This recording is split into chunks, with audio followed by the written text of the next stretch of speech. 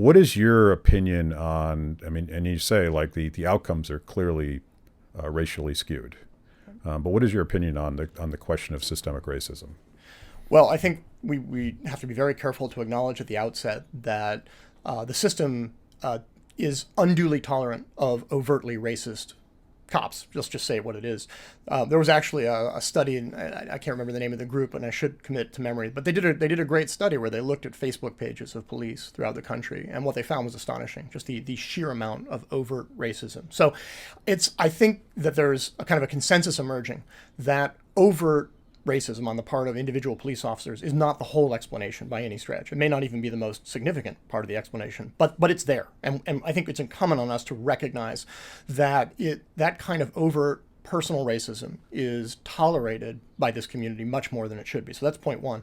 Point two, I think, is that there is a sort of a history of using organs of the state for racial suppression.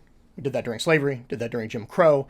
I think to some extent that has continued, in a sort of continuous line since then. Third, and this may be where you and I would be most interested in focusing because it picks up on what I'm sure is an interest of yours, which is certain public choice dynamics.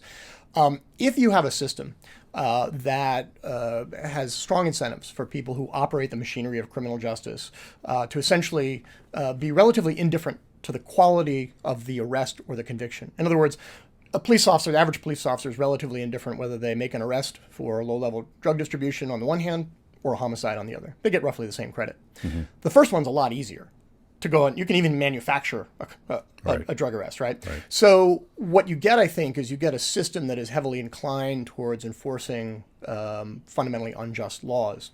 If you're going to do that systemically, you're going to want to target a population that has the least ability to push back in the political process. You're going to want to target a historically marginalized and politically disenfranchised population, and guess who that is?